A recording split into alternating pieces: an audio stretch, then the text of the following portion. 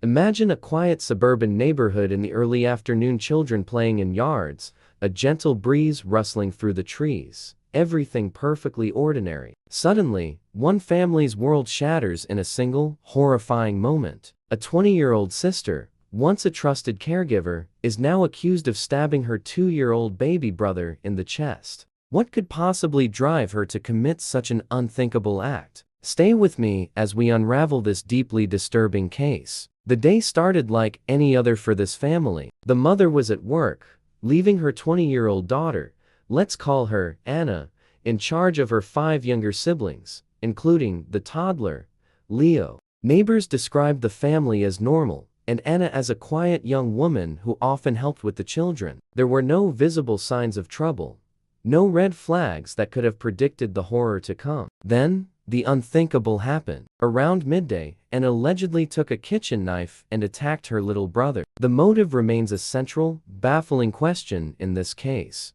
Investigators and family members were left stunned, searching for answers. Was it a sudden psychotic break? Was there a history of underlying mental health issues that had gone unnoticed or untreated? The family reported that Anna had been acting differently in the weeks leading up to the incident, becoming more withdrawn and exhibiting paranoid behaviors. She allegedly spoke of dark thoughts and a feeling of being watched. These details paint a tragic picture of a young woman potentially spiraling into a severe mental health crisis. It raises critical questions about our ability to recognize the signs of severe mental distress and the accessibility of mental health care, especially for young adults. When a mind fractures, the consequences can be devastating, not just for the individual, but for everyone around them. This case isn't just a story of a shocking crime. It's a heartbreaking reminder of the silent battles many people face. The focus now shifts from what happened to why did it happen, and, most importantly, could it have been prevented? In the quiet, tree-lined streets of Brick Township, New Jersey, where kids play in the yard and neighbors share a friendly wave, a Saturday afternoon was shattered by a sound no one ever wants to hear: the wail of sirens. At around 2:30 p.m., a 911 call from a house on Burke Lane reported the unthinkable. Police arrived to a scene of domestic horror. A 2-year-old boy, a toddler, was bleeding from a stab wound to his chest. He was rushed to Jersey Shore University Medical Center, his small body fighting for life. Doctors managed to stabilize him, but a terrifying question hung in the air: who could commit such a monstrous act against a defenseless child? The answer would send a wave of shock and disbelief through the entire community. Investigators from the Ocean County Prosecutor's Office and the Brick Township Police descended on the seemingly ordinary single-family home. They weren't looking for a stranger, an intruder who had broken in. The suspect, they soon discovered, was already inside.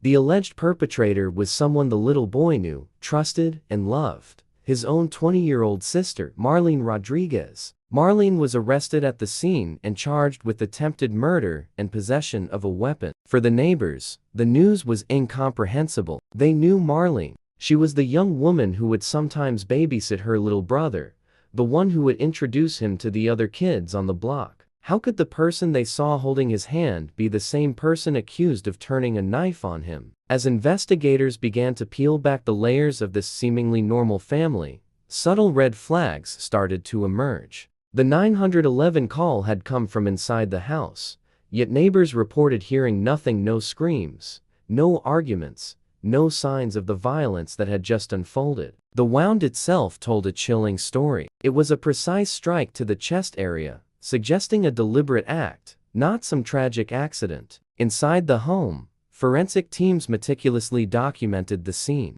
They recovered a weapon, photographed the layout of every room, and analyzed blood patterns. Every piece of evidence was crucial. While officials were tight-lipped about the details, one fact was painfully clear: a vulnerable toddler had been attacked, and his own sister was at the center of a criminal investigation that had just begun. Through interviews with friends and neighbors, a more complex picture of Marlene started to form. She had recently moved back into her parents' house after a period of personal struggle. Friends mentioned she had become withdrawn, but no one ever suspected she was capable of violence. Her little brother was described as a typical, curious toddler, a sweet boy who often reached for his sister's hand. So, what could possibly lead to this moment of extreme violence? Investigators explored every possible motive. Was it jealousy over the attention the toddler received? Was there an undiagnosed mental health issue? Or was it the result of some hidden family conflict that had finally boiled over? The family's history, their relationships, and their dynamics were all put under a microscope. A home that once looked like a safe haven was now revealing deep, hidden fractures. The crime scene itself became a haunting portrait of domestic tension. The community was left reeling. Parents held their own children a little tight, their sense of security shattered. In a heartbreaking moment, the children's devastated mother spoke briefly to reporters, tears streaming down her face, her voice choked with emotion as she said, "My babies, I just don't understand." Meanwhile, Marlene Rodriguez was held without bail at the Ocean County Jail, awaiting her first court appearance. The prosecutor's office praised the swift and collaborative response of all the law enforcement agencies involved. But the question of why remained. What triggered this? What could possibly motivate a 20-year-old to allegedly harm a child she was supposed to protect? The attack seemed to happen in an instant, a single, horrifying moment on a quiet Saturday. But its roots seemed to stretch deeper into the family's recent past, a past filled with unspoken tension and change. While the little boy's physical condition was stable, the emotional wounds inflicted on the family and the community were just beginning to surface. Then, late that night, detectives found the breakthrough they were looking for, hidden in plain sight. It was a short video clip from a doorbell camera inside the home. The footage showed Marlene arriving, carrying a small bag. Nothing seemed out of the ordinary. But then, the camera captured her entering her little brother's room. The very next frame showed the door swinging open, and the little boy on the floor, a dark red stain spreading across his shirt. Investigators froze the image. The timestamp read 2:28 p.m., just 2 minutes before the frantic 911 call was made. This single piece of evidence erased any doubt. This was no accident. This was an intentional act. The digital eye of a simple home security camera had captured the prelude to a tragedy, providing a silent, irrefutable witness to the events that transpired in that quiet house on Burke Lane. The investigation was far from over, but this crucial discovery painted a much clearer and far more disturbing picture of what happened that afternoon.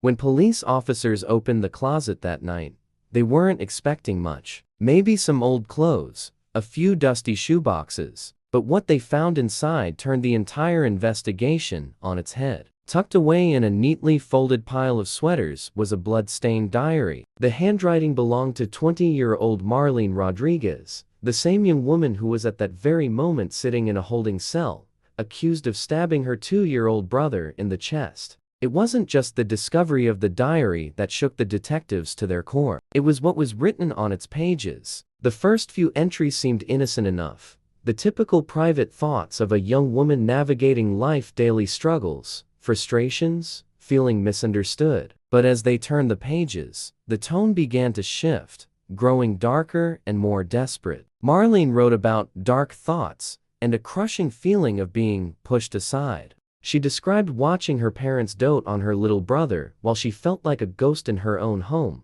completely invisible. The words grew sharper, more unsettling, with lines about wanting to make them see me again. And then, there it was, a haunting phrase, circled in bright red ink.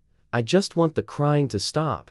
That diary was no longer just a collection of thoughts. It became the key that started to unlock the motive behind an unthinkable act. Investigators immediately brought in psychologists and began interviewing family members, trying to piece together the fragile mental state Marlene had been hiding from everyone. Her mother, devastated, revealed that Marlene had been battling severe depression in the months leading up to the attack. She had recently lost her job, dropped out of college, and spent most of her days locked away in her room, endlessly scrolling through social media. Neighbors recalled seeing her pacing the driveway at odd hours, muttering to herself, her eyes distant and glassy. The picture that began to form wasn't of a cold-blooded monster, but of a young woman who was slowly, silently breaking down. Next, detectives turned their attention to her phone, and what they found there mirrored the chilling words in her diary. There were late-night Google searches for terms like hearing voices, how to stop a baby from crying, and can anger make you do things you don't remember? As they scrolled through her search history, the queries became more and more disturbing. How deep is the heart in a child's chest? What happens if you stab someone? And finally, just hours before the attack, a search that sent a chill down their spines. Can you forgive yourself after hurting someone you love? For the investigators, this wasn't just a random list of questions. It was a digital confession, a step-by-step chronicle of her mental unraveling. The crime lab confirmed that Marlene's fingerprints were the only ones on the kitchen knife. There was no sign of a break-in, no mysterious intruder, no possibility of an accident. Every single piece of evidence pointed directly at her, suggesting a tragic and deliberate act born from a mind in crisis. Meanwhile, at the hospital, her 2-year-old brother was clinging to life. Surgeons worked tirelessly to repair the damage, and miraculously, against all odds, he survived. The news of his survival brought a sliver of hope to a community shrouded in darkness, but it only deepened the questions. Why had no one seen this coming? Could this tragedy have been prevented? Detective Lauren Myers, a seasoned veteran with the Ocean County Prosecutor's Office, later admitted in an interview, "It's the kind of case that stays with you. You walk into that room and see a baby on the floor, and then you find out his sister did it. It's every parent's worst nightmare." Court documents would later reveal more chilling details. According to police reports, Marlene had been babysitting her brother that day while their parents ran errands. The house was quiet for over an hour. Then, a 911 call came in from Marlene herself. On the recording, her voice was eerily calm as she told the dispatcher, "Something's wrong with him." When asked what had happened, she hesitated for a long moment before whispering, "I think I hurt him." Prosecutors argued that those 4 words were a clear admission of guilt. Her defense attorney, however, painted a completely different picture, one of a young woman suffering from a severe, untreated mental illness, isolated from the world, and drowning in a crisis she couldn't control. At her first court appearance, Marlene was a ghost of her former self. She appeared pale and expressionless, her hands trembling uncontrollably as the judge read the charges aloud: attempted murder, possession of a weapon for an unlawful purpose, and endangering the welfare of a child. Her eyes remained fixed on the floor, never once looking up at her mother, who sat weeping in the front row. Reporters furiously scribbled in their notepads as the prosecution laid out its timeline: the damning online searches, the diary entries, the recovered knife, and the chilling fact that she had called 911 herself just minutes after the stabbing. Yet, one crucial detail remained unexplained: the exact moment, the trigger that pushed her over the edge. What happened in that house between the time she walked in the door and the moment the knife pierced her brother's chest? Investigators decided to re-examine the doorbell camera footage, and this time, they noticed something they had missed before. As Marlene entered the house, she was on her phone, her expression completely blank. After obtaining a subpoena for her call records, detectives discovered the last call she made before the incident was to her ex-boyfriend. When they questioned him, he told police that she had sounded incredibly distraught. "She said she was hearing things," he explained. "She said the baby wouldn't stop crying and the voices were telling her she had to make it stop." That one statement shifted the entire narrative of the case. It was no longer just about cold intent. It was now about a possible psychotic break. This presented prosecutors with the profound moral and legal dilemma: should they pursue a full attempted murder charge, or should they consider her documented mental health history as a mitigating factor? The court ordered a full psychiatric evaluation. The results were conclusive. Doctors diagnosed Marlene with a severe schizoaffective disorder, which had likely gone untreated for months, possibly even years. They concluded that at the time of the stabbing, she was experiencing an acute psychotic episode completely disconnected from reality, her thoughts fractured between guilt, delusion, and auditory hallucinations. Still, the undeniable facts remained: she had stabbed her baby brother. The judge ordered her to be held at the Ocean County Jail Psychiatric Unit pending trial. Torn between grief for their son and compassion for their daughter, the family released a heartbreaking statement: "We love both our children, What happened is something no family should ever experience. We are praying for healing for our son's recovery and for Marlene to get the help she needs. As the weeks passed, Marlene's story became national news, a tragic symbol of the silent epidemic of untreated mental illness devastating young adults across the country. On social media, fierce debates erupted. Was she a monster who deserved to be locked away forever, or was she a victim of her own mind, failed by a system that didn't see her suffering? As Detective Myers so aptly put it, sometimes evil doesn't look like a stranger. Sometimes it looks like someone you've loved your whole life. But just when the public thought they finally understood the full, tragic story, a new development emerged from the forensics lab, one that no one saw coming. Analysts discovered that the knife used in the attack didn't belong to the family's kitchen set. It came from somewhere else entirely. And when investigators traced where that knife had come from and, more importantly, who had given it to Marlene, the case took a final, shocking turn that would change everything. When investigators traced the murder weapon, a quiet trail led them not to a store receipt, but to a person, someone who had slipped completely under everyone's radar. The knife was part of a set, gifted to Marlene months earlier by her 22-year-old ex-boyfriend, Carlos Rivera. It was a strange gift for a young woman, a hunting knife, black-handled, with the initials M.R. engraved on it. At first, detectives dismissed it as a personal memento, but when they brought Carlos in for questioning, his story didn't line up with the facts. He claimed he hadn't spoken to Marlene in weeks. Phone records, however, told a different story. They had spoken for nearly 20 minutes the day before the stabbing. Even more chilling was a text he'd sent her that very morning. It read, "If you really want them to see you, you know what you have to do."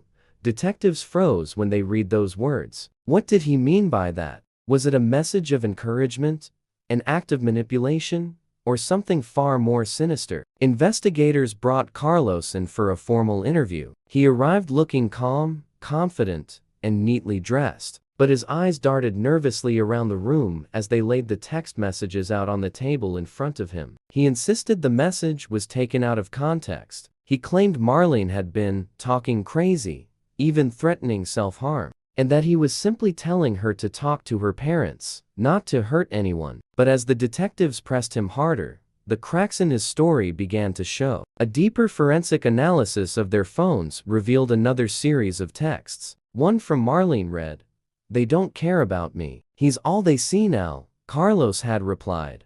"Then make them listen." It was becoming terrifyingly clear. This wasn't just a young woman spiraling into psychosis alone. Someone had been feeding her despair, whispering poison into her ear. As prosecutors built their case, they realized that while Marlene's mental state was severely compromised, her ex-boyfriend might have been the one who intentionally fueled her breakdown. He had been pushing her emotional buttons, preying on her insecurities, until something inside her finally snapped. The defense suddenly had a powerful weapon of its own, a narrative of coercion and profound psychological manipulation. When the case finally went to trial, the courtroom was a haunting mix of grief and palpable tension. Marlene entered in a beige psychiatric gown, her wrists cuffed, her face pale and utterly emotionless. In the front row, her mother sobbed quietly, clutching a framed picture of her two children smiling together, a ghost of the way things once were. The prosecutor's voice echoed through the silent room as they described the crime in brutal detail. A 20-year-old woman, trusted with the care of her baby brother,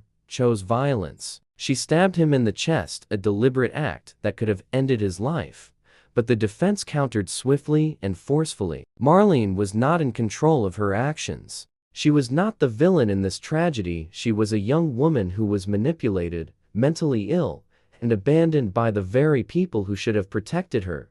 Her diary entries, her disturbing online searches, her frantic phone calls, and the chilling text messages were all laid bare before the jury. The image that emerged wasn't one of pure, calculated evil. It was a portrait of a fractured mind, one that had been methodically pushed past its breaking point by a toxic relationship and untreated psychosis. When Carlos was called to the stand to testify, his calm demeanor finally cracked. Under a relentless cross-examination, he admitted that he'd known Marlene was unstable. He admitted to egging her on during their arguments, calling her worthless, and even telling her that her parents loved the baby more. His own words, intended as cruel insults, had become the poison that tipped her over the edge into violence. In the gallery, Marlene's mother covered her mouth, her horrified whisper audible to those nearby.